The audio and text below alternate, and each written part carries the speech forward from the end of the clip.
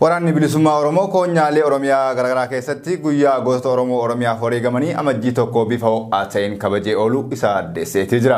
Waraanni bilisummaa Oromoo koonyaalee Oromiyaa garaagaraa keessa socho'u guyyaa gootota Oromoo sirnoota abbootii irree biyya keenyaa fi weeraraa Oromoo fi Oromiyaa irraa osoo qolatanii kuffisanii kufanii haala ho'aa ta'een kutaalee Oromiyaa bakkoota adda addaatti kabajee ooluu isaa ifoomseetii jira. Seenaa qabsoo Oromoo keessatti amajjiin tokko dhimmoota jajjaboo duudhaa sabichaa ganamaa fi qabsoo hadhaawaa sabichi jaarrotaaf gaggeessaa tureen kan wal qabatu yoo ta'u, isa keessaa tokko sirna lakkoofsa Oromootiin bara ittiin lakkaawwatanidha. Oromoon saba addunyaa kana lakkoofsa bara lakkaawwatuun waggoota hedduun dursu yoo ta'u, lakkoofsi inni lakkaawwatus seera ittiin bulmaataa sirna gadaa waliin walitti hidhannaa cimaa kan qabudha. Akka sirna dhaha lakkoofsa Oromootti Oromoo kaalendaritti Oromoon saba waggoota 4000 dura addunyaa dursee lakkoofsa bara lakkaawwii mataa isaa qabu yoo ta'u, innis amajjii tokko gara bara haaraatti kan ce'udha. Amajjiin tokko guyyaa kaleessa akka dhaha lakkoofsa Oromootti guyyaa Oromoon bara lakkaawwii isaa 6417 irraa gara bara haaraa 6418 ittiin ce'edha. Dabalataanis amajjiin tokko hundeeffama waraana bilisummaa Oromoo fi sochii taasifamaa ture keessatti bara baraan kan itti yaadatamudha. Waraanni bilisummaa Oromoo yaadannoo guyyaa gootota Oromoo amajjii tokko guyyaa kaleessaa kabajatee ooleen walitti hidhannaa sirna gadaa sabichaa waggoota 1000 fi tarkaanfii amajjii tokko wal qabsiisee kabajuu isaa kan beeksise yoo ta'u, inni lammaffaan qabsaa'ota Oromoo borootaaf sirnoota abbootii irree impaayirattii fi dhiibbaa sirna kolonii biyyoota alaa Oromiyaa irraa facisuuf osoo falmanii warra Oromoo fi Oromiyaaf wareegaman guyyaa itti yaadannee oolleedha jedhan. Akkasuma amajjiin tokko guyyaa kabaja qabsoo bilisummaa Oromootiif ifatti rasaasni itti dhuka'uu jalqabe yoo ta'u, guyyaa sana irraa eegalee qabsaa'ota maqaa bilisummaa Oromootiin aarsaa ta'an hunda guyyaa itti yaadannee oolleedha jedhan miseensi waraana bilisummaa Oromoo sirna kabaja guyyaa gootota Oromoo amajjii tokko irratti yaada laatan.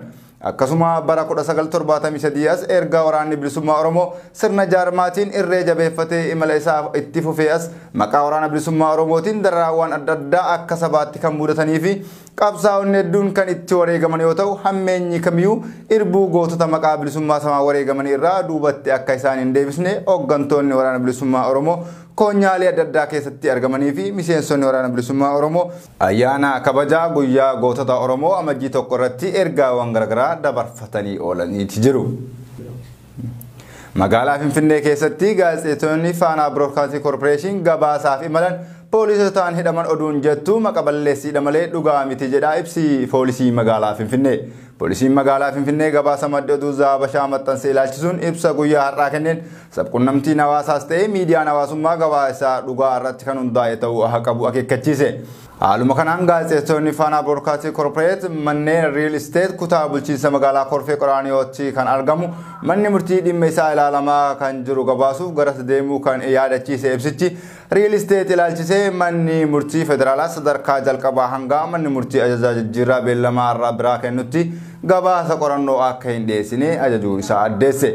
Poolisiin gaazexeessota bakka sana turan waliin mari'atee wal hubannoo irra ga'us gaazexeessonni miidiyaa Faanaa Broadcasting Corporation dhimmicha gabaasuuf deeman to'annaa jala ooluu isaanii odeeffannoon miidiyaa hawaasaa irra naanna'aa ture dhugaa irratti kan hundaa'e osoo hin taane itti yaadanii maqaa poolisii xureessuuf kan hojjetamedha jedha ibsi poolisii magaalaa Finfinnee. Maddi oduu Zaabashaa maxxansa guyyaa kaleessaa amajjii tokko bara 2023 maxxanseen miidhamtoonni gara 60 ta'an komii dhaabbata riil isteetii irratti qabaniif miidiyaa Faanaa Broadcasting Corporationitti beeksifachuuf hojjettoonni miidichaatis gabaasaaf garas imaluun himame. Kanaanis gaazexeessonnii fi ogeeyyiin kaameraa osoo komii hawaasaa uummata irraa fuudhaa jiranii poolisotaan qabamanii waajjira poolisii Beetel geeffamuun sa'aatiilee muraasaaf erga hidhamanii booda gadi lakkifan jechuun gabaase. Ibsi poolisii Finfinnee gabaasa Zaabashaa kan ilaalchisuun kenne odeeffannoo sobaa tamsaasuu fi itti gaafatamummaa seeraa akka qabaatu hubachuu fi uummata gidduutti walitti bu'iinsa uumuu akkasuma amanamummaan akka hin jiraanne warreen hojjetan irratti tarkaanfiin seeraa kan fudhatamu ta'uu ibseetii jira. Dhumarratti ibsi poolisii Finfinnee kun sabquunnamtiilee hawaasaas ta'ee miidiyaan hawaasummaa dhugaa irratti hundaa'uun akka qabu cimsee akeekkachiiseetii jira. Fuulli Feesbuukii Zaabashaa jedhamu lola kaabaa Itoophiyaa waggoota 2 deemaa ture keessatti walitti bu'iinsa sabaaf sablammootaa biyyattii gidduutti uumamaa ture keessatti adda dureedhaan kan hirmaatee fi qooda kan fudhatedha. Kana malees miidiyaan baay'een afaan Amaaraatiin hojjetan kanneen biyyattii keessatti hayyama argatan gabaasaalee uummata gidduutti jibba uumanii fi walitti bu'iinsa kaasan hojjechaa turuun kan yaadatamudha. waliigalteen araaraa TPLF fi mootummaan biyya bulchaa jiru ajajamaa jiraatus Oromiyaa keessatti hidhaa dararaa fi ajjechaan sabboontota cimee itti fufeetii jira. Ergaa dhiyeenya mariin araaraa biyya keessatti deebi'ee gaggeeffamuu jalqabee abdiin nageenyaa fi dhiittaan mirga namummaa Oromiyaa keessatti gaggeeffamaa tures furmaatanii argama jedhamee abdatamus hidhaan sabboontota Oromoo keessumattuu namoota jajjaboo Oromoo artistotaa fi ogeeyyii artii hedduun magaalaa Finfinnee irraa hanga guutuu magaalota Oromiyaa fi baadiyyaa Oromiyaatti funaanamanii akka tokko malee mana hidhaatti guuramaa jiraachuu maddeen keenya Oromiyaa fi jiraattonni ragaa bahuu irratti argamu.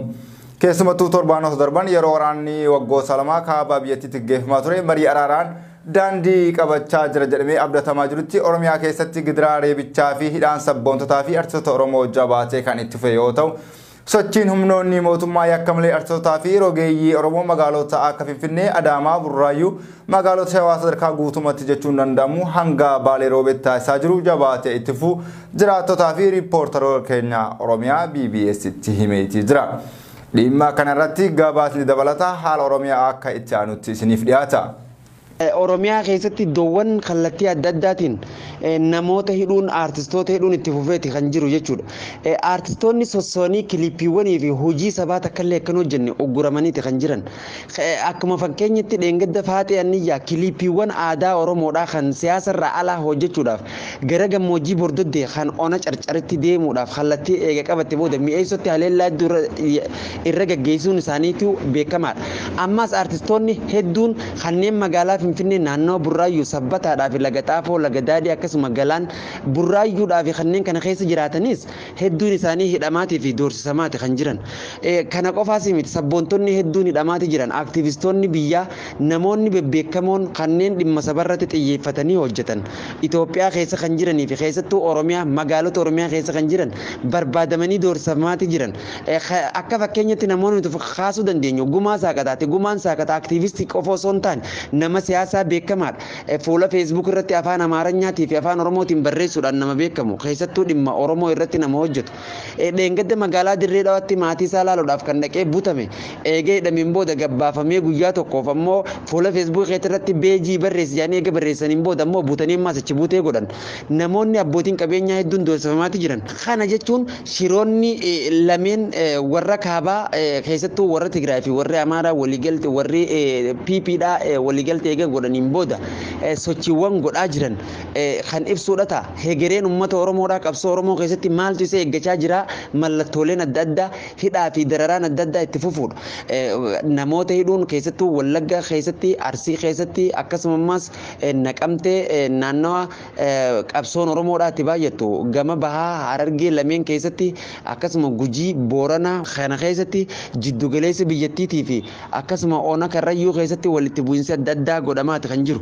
Walitti bu'iinsi kun kaayyoon isaa ummata Oromoo burjaajeessee mootummaan gabroonfataan biltiginnaadhaa akka umurii dheerachu godhuudhaaf ummanni Oromoo kanarratti ejjennoon isaa harka wal qabatee tokkummaadhaan fuulduratti tarkaanfatee waan silaa godhuu qabu kallattiidhaan jecha qofaan osoo hin ta'in gochaan agarsiisudha. Tokkummaan jechaan jaamaa ture yeroon ittiin gochaan agarsiifamee diina garaa gubee qabeenyaa fi biyya isaati irratti abbaa ta'u ammaa fi amma qofa kan jaan hayyoonni Oromootii fi hawaasni Oromoodhaa kan eeggachaa jiru hooggantoota qabsoo mooraa qabsoo Oromoodhaa keessattuu mooraa qabsoo afaan qawweetii fi mooraa qabsoo karaa nagayaa kanneen dhaabbilee siyaasaa akka KFO'dhaatii fi ABO irratti qajeelaa guddaa kan qabu ta'uu gamanumaanutis gabaasa kana sababeeffannee ibsuu barbaanna. Kanaafuu dhaabbileen miidiyaadhaa fi akkasuma immoo sooshaal miidiyaa namoonni fayyadamu kallattiin adda addaa labsiin isaa wal faalleessuudhaa fi garaagarummaa ilaalcha siyaasaa himuu osoo hin taane kallattiidhaan tokkummaa labsanii yeroon itti harka wal qabatanii shira kaaba Itoophiyaadhaa irratti deemaa jiru firraa qolatan ammaa fi amma qofa jennee gabaasa keenya irraa xumurraa horaa bulaa deebina. Du'aalaatiin Ugaandaa magaalaa Kampaalaatti kabaja simannaa bara haaraa 2023 irratti namoonni walitti kukkufuun yoo xiqqaate lubbuun namoota 9 darbuu poolisiin biyyattii beeksiseetii jira. Erga COVID-19 as lakkoofsi uummata Ugaandaa baay'inaan dirreetti bahee miidhaan bifa kanaan qaqqabanis isa jalqabaa ta'uu poolisiin biyyattii addeesseetii jira. Dabalata oduu kanaa Aaminaa Muhammad. Ugaandaa magaalaa Kampaalatti kabaja simannaa bara haaraa bara 2023 irratti namoonni walirratti kukkufuu yoo xiqqaate namoonni 9 du'uu fi hedduun ammoo miidhamuu poolisiin biyyattii beeksisee jira. Sirna kabajaa simannaa bara haaraa waggoota dheeraa dura faranjoota qofa biratti xiyyeeffannaa kan qabu yoo ta'u, waggoota dhiyeenyaa ammoo guutuu addunyaa keessatti bifa ho'aa ta'een kabajamuu qofa osoo hin taane dirreewwan ayyaanichi itti kabajamu adda addaatti miidhaan lubbuu fi qaamaa deddeebi'ee yeroo mudatu ni mul'ata. Ugaandaa keessatti sirna kabajaa bara haaraatti namoonni lubbuun darbanii fi miidhaman hedduun daa'imman sirna simannaa bara haaraa irratti bashannanaa turan akka ta'e poolisiin addeesseeti jira. Yeroo baay'ee simannaa bara haaraa dabalatee ayyaanota waggaatti dhufan simachuuf namoonni hedduminaan ba'anii walirratti kukkufuun gammachuun isaanii gaddatti geeddaramuu deddeebiin mul'ataa jira. Qorannoon taatee Ugaandatti mudate irratti ba'e akka ibsutti namoonni hedduun rookeettii bara haaraa simachuuf dhukaafamu daawwachuuf gara daandii guddicha magaalaa walakkaatti erga ba'anii booda walirratti heddummachuun wal dhiibuun erga eegalanii sababa baay'ina ummataatiin namoonni hedduun walirratti kufuun lubbuun daa'imman hedduu akka baate qorannoon biyyattii ifoomsee jira. Taatee mudate kanaanis namoonni hedduun battalumatti lubbuu isaanii yoo dhaban hedduun ammoo erga hospitaala seenanii lubbuun dabruu qorannoon biyyattii beeksisee jira. Taatee lubbuu namoota hedduu galaafate kana gadi fageenyaan qorachuun itti fufa jedhan hoogganaan poolisii biyyattii. Ugaandaa keessatti erga weerara koronaa vaayirasiitii as ummanni biyyattii bifa kanaan bakka tokkotti walirratti qabamuun yeroo jalqabaatiif ta'uu kan himan hoogganaan poolisii biyyattii uggurri yeroo dheeraa sababa COVID-19tiin ummata irra ture irraa ka'uun ummanni baay'inaan bakka tokkotti walitti qabamee rakkoo mudateef akka saaxilamu nu taasiseera jedhan. Ugaandaa keessatti rookeettii dhukaasuun bara haaraa simachuun kutaalee biyyattii hundaa keessatti eeyyamameeti ture. Poolisii magaalaa Kampaalaa dhukaasni rookeettii sirna simannaa bara haaraa itti gaafatamummaa kan hin qabne ture jechuun qorannoo dabalataa akka taasisan dhaamanii jiru. Simannaa bara haaraa dursuun namoonni rookeettii dhukaasan hawaasa naannawa sanaa dursanii hubachiisuu akka qaban poolisiin beeksiseeti jira. Ta'us garuu akkaataa qajeelfama poolisiitiin hin raawwatamne jedhamuun komatamuu irratti argamu.